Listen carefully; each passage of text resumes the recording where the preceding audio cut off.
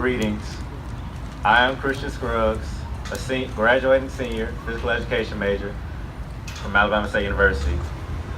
On behalf of the American Heart Association, we are excited to partner with the Alabama State Association for Health, Physical Education, Recreation, and Dance, or ASAHPERD, as we participate in the Move More rally to help bring awareness and increase participation or increase the information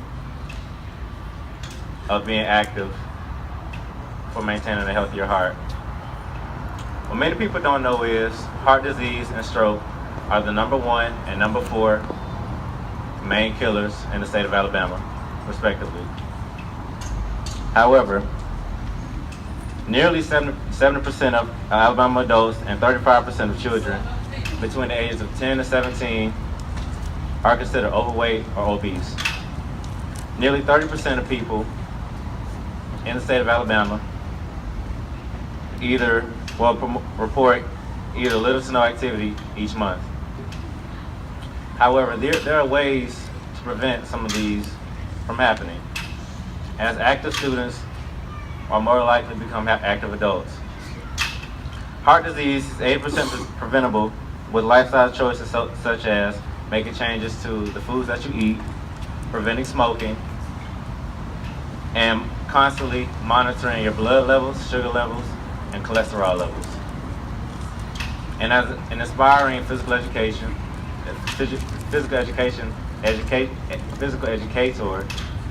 it's also my responsibility to help advocate and promote health awareness among my students. So, I would encourage all Alabamians to become more physically active. And at this time, I will turn it over to ASAHPERD. My name is Airbrush, and I'm president of the Alabama State Association for Health, Physical Education, Recreation, and Dance. And in addition to that role, I am also an elementary physical education teacher.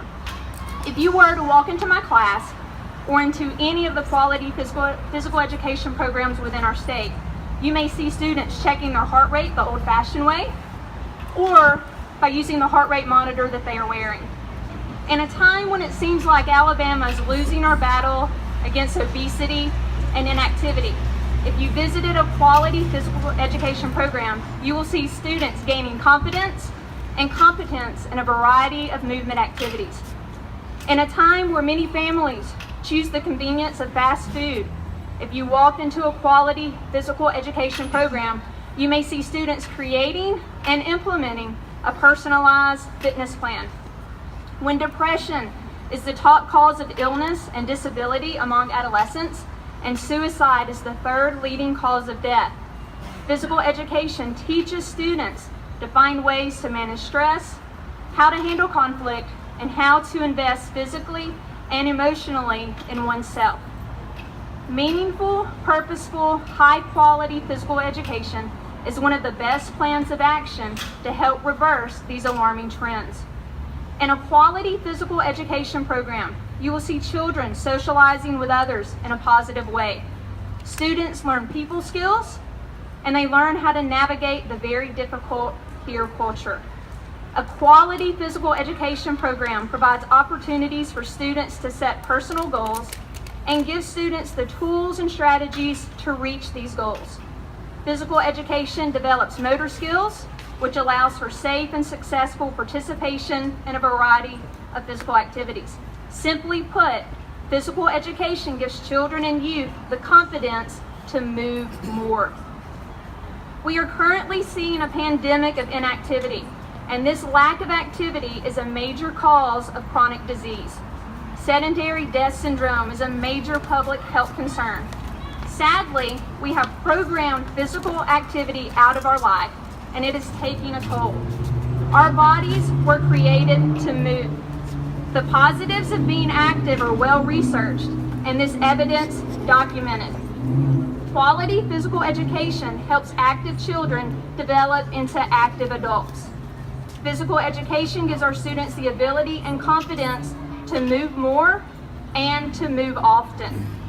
Without a doubt, physical education is essential to the full development of our youth, essential to the health status of our students, and essential to Alabama's future. Thank you. where I can dance as if no one is watching. So you all pretend that nobody is watching, and you're going to find your inner self. So Nick is going to play the music for me. And are we ready, guys? Yeah. Hopefully we can hear it.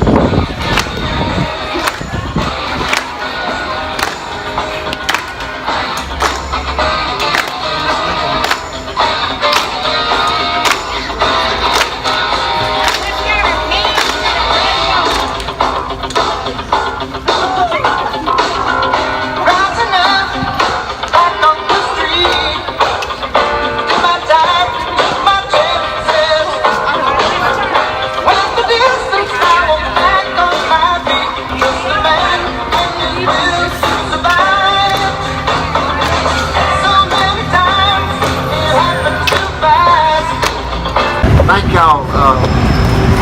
I'm Harry Shiver, and I'm from House District 64, and I'm a member of the Physical Fitness Commission. I see Dee and Bill here, and Mr. Wilford. So,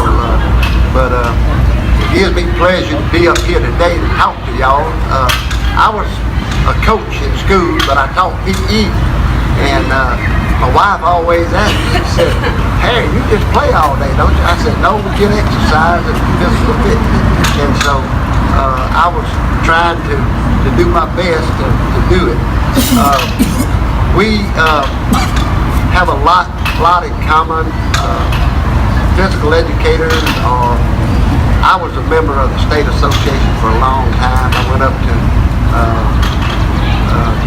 right up, I know it was up here somewhere. Yeah, Birmingham. Where was it at?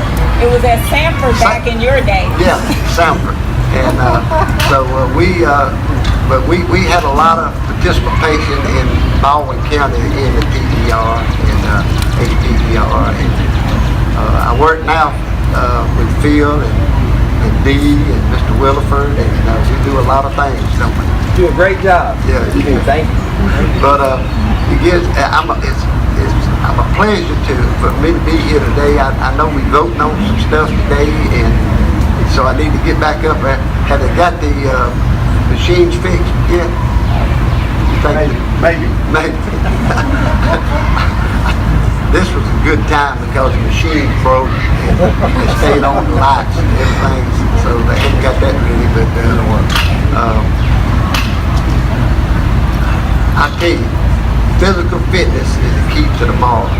And you know, about 10 years ago, I had a stroke. A little bitty one, but it was big enough it put me down for a day or two.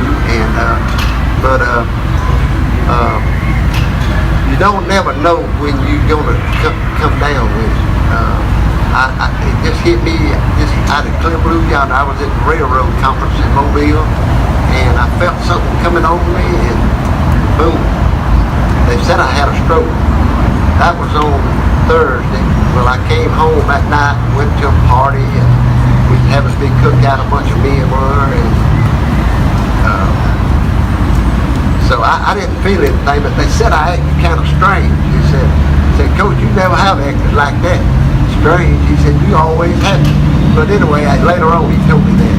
But I recovered, and I take the medicine that I'm supposed to take every day, and so I'm standing here backing y'all and supporting y'all in everything that you do, and good luck in the future with everything that you do for physical fitness. I mean, we need more of it today, and I guarantee you we're gonna stay with it. So thank you. Doing presentations for like 50 years. This is my first rally, so we'll see how it goes. But I got my doctorate degree in 1983, and at that time my goal was to get out and help people get fitter and decrease obesity levels, but ever since 1983, the numbers have been going up. And so I figured maybe I'm the problem. It's what's going on in this state. We gotta make some changes. But if we're gonna make some changes, we have to know what the problem is. And so I'll give you some statistics. I'm a college professor, and so we do research and data collection and so forth. And we know in Alabama that we're number 5 in terms of the worst states in terms of obesity rates. If we put obesity and overweight together, we got about 68% of our entire population in Alabama. And we only have about 4 million people in Alabama, and so that's a large number of people that have issues there. And we have 1.5 million adults with hypertension. It's a huge number, 1.5 million. We have 500 million adults with diabetes, another huge number.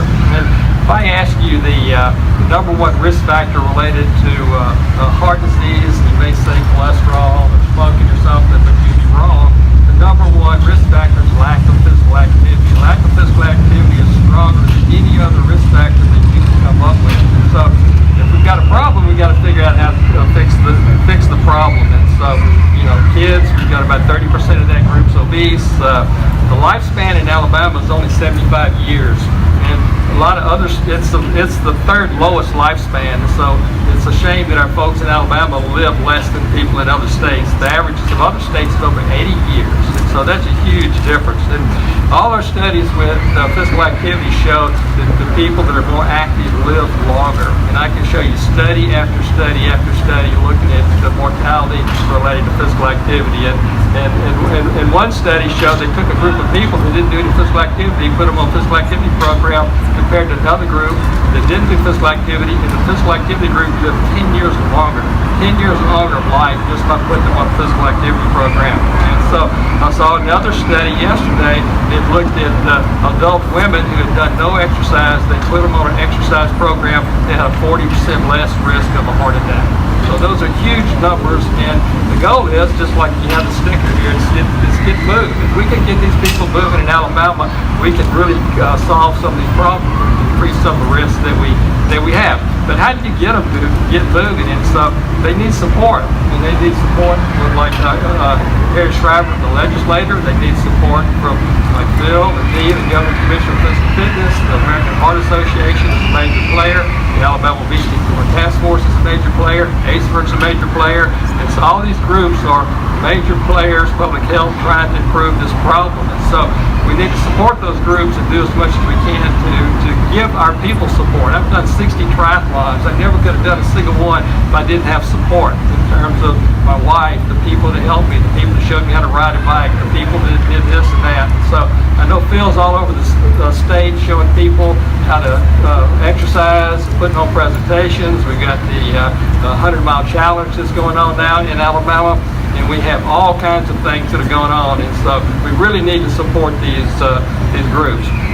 I've looked at some walking studies. If we can get people walking, the national guidelines suggest 30 minutes a day, 5 days a week. If we can just get people doing that. People say, well, I can only have 30 minutes. Well, we did a study, you looked at 10, 10, 10. You get just as much benefit from 10 minutes here, 10 minutes there, 10 minutes some other time. And so in exercise, it's the total amount that you do. So you can add it up a little bit at a time, it adds up to a big number. And so, what can we do? We've got to encourage people to get moving, be more active, and support public health and all these different organizations that are trying to help people in Alabama, because Kathy Briggs, the Obesity Task Force, works at East Alabama Hospital. She's seen 13 rural hospitals closed because of lack of funding. People have to go to a rural hospital to get any type of medical care, and so our state really needs some big time support issues. And I know Jada with American Heart and Connie out of State and all our universities and ASAHPERD, we're all in this thing together. I know most people here, so we're all working together to try to improve this problem. So let's try to get this problem decreased, at least not get any higher in the next few years, because the statistics don't look very good if things keep going like they're going. So this is my first rally. I might have to give you a test on all these numbers and stuff. But no, I appreciate being here, and I appreciate all of you for what you do for the state of Alabama. Thank you. Hi, I am Jamie Giangrosso, and I am a member of ASAHPERD. I have served as the elementary chair for the past 3 years, about to start year number 4. I'm also a physical education teacher at Cahaba Elementary in Trustville. And I just wanted to share, kind of build off of what Ginger said, and to make it a little more personal about my kids, my Cahaba kids. And our goal is to move more and to help others move more. And it's hard when you're in a kindergarten through 5th grade classroom, and especially middle school and high school. You have to find what makes them want to move more, because we can tell them all the benefits, we can share all of the statistics, but they have to find that intrinsic motivation that I know even as an adult is sometimes hard to find. And so my advice to my kids, my students, is find what you love to do. And my goal as a teacher is to expose my students to just about every exercise activity that we can safely do in our gym. And then I start it with them, I share with the beginnings, and then I tell them go explore. To find what you love to do, find how to move, find something you're passionate about. It may be running, it may be baseball, it may be soccer, it may be yoga, it may be whatever you want to do. Find it and do it. Just move your body. And then we also understand that it's not just about movement, but it's also what we put into our bodies.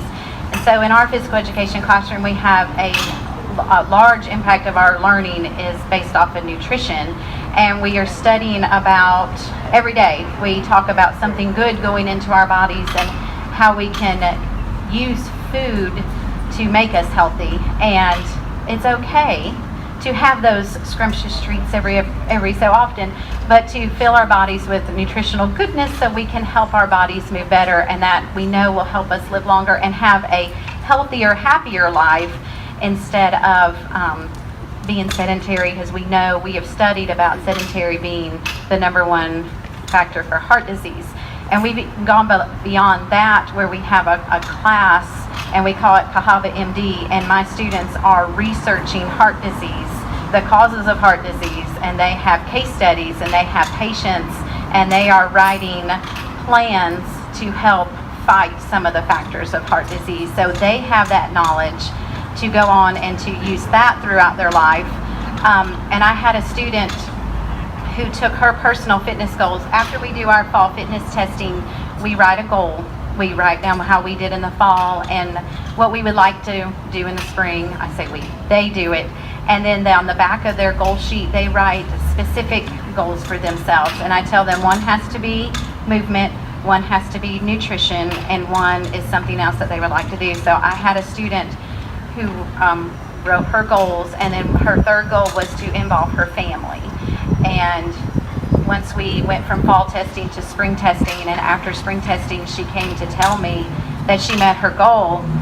And of course, we were all so excited. And she said, my big goal of getting my family involved, she said, my dad and I exercise every day together. And she said, and it's so much fun, and I love it, and it's just made such an impact on me and my family. And I wouldn't have done that had I not written down a goal and found something. She said, we walk. That's what we like to do. We walk. And she said, he actually went back to the doctor and his numbers are better. And I said, his numbers are better? And she said, yeah, you know those healthy numbers? They're better. And I was like, yay, I was so excited. So, just, you don't know who you're impacting by just speaking to one person. And I'm blessed. We are a very physically active community, and our school is very physically active, and I have a wonderful principal that backs me in all of my physical activity. And it's just inspiring others to find that internal inspiration and let them go and share their inspiration to build a spark in someone else. And that's how we can do this. ASAHPERD's goal this year is to be stronger together, and it's not just ASAHPERD, it's ASAHPERD, American Heart, Obesity Task Force. It's all of us. We are stronger together. We have one goal, and it's working, and it's reaching out to our students, and we want to go beyond that. We want bigger, and we want to do the best for our Alabama students. They deserve it. They deserve the best, and we need to fight for them, and knowing that they're taking it home and making an impact on their family members. So thank all of you for coming, and we will continue on.